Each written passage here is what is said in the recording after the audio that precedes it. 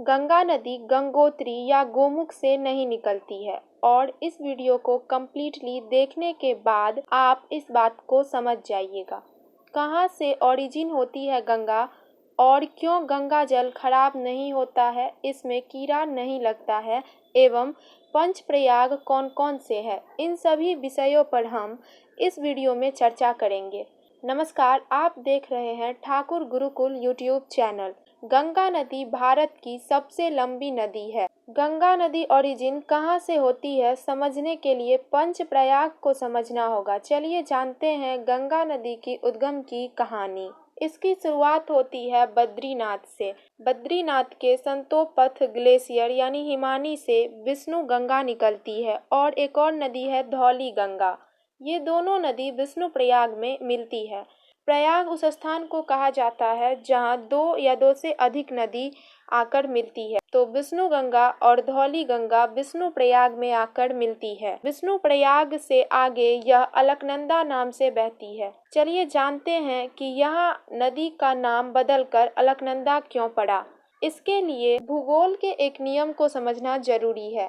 देखिए, जब कोई दो नदी एक स्थान पर मिलती है और जब दोनों की गहराई समान होती है, मिलने के बाद जब वो एक नदी बहती है तो उसका नाम बदल दिया जाता है। और अगर दोनों में से किसी एक नदी की गहराई अधिक होती है तो आगे वह उसी नदी के नाम पर बहती है। इसीलिए विष्णु प्रयाग में जब धौली गंगा और विष्णु गंगा मिलती है तो यहाँ पर दोनों का गहराई समान होने के कारण आगे यह अलकनंदा नदी के नाम से बहती है।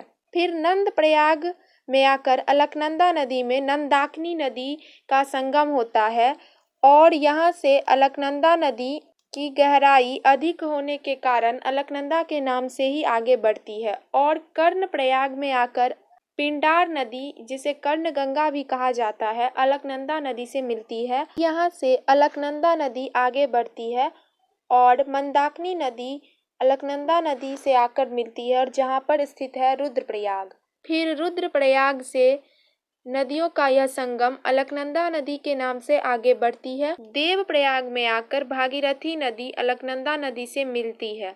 भागीरथी नदी का उद्गम स्रोत है गंगोत्री ग्लेशियर और जहाँ से भागीरथी नदी निकलती है उस स्थान का नाम है गोमुख। अब देवप्रयाग में अलकनंदा और भागीरथी नदी का गहराई लगभग समान होता है और यहाँ पर नाम बदलकर इस नदी के संगम का नाम रख दिया जाता है गंगा और यहीं से गंगा नदी आगे बढ़ती है। गंगा नदी के जल में सल्फर की प्रचुर मात्रा मौजूद रहती है। साथ ही बैक्टीरियोफेज नामक जीवाणु गंगा जल में मौजूद हानिकारक सूक्ष्म जीवों को जीवित नहीं रहने देता है।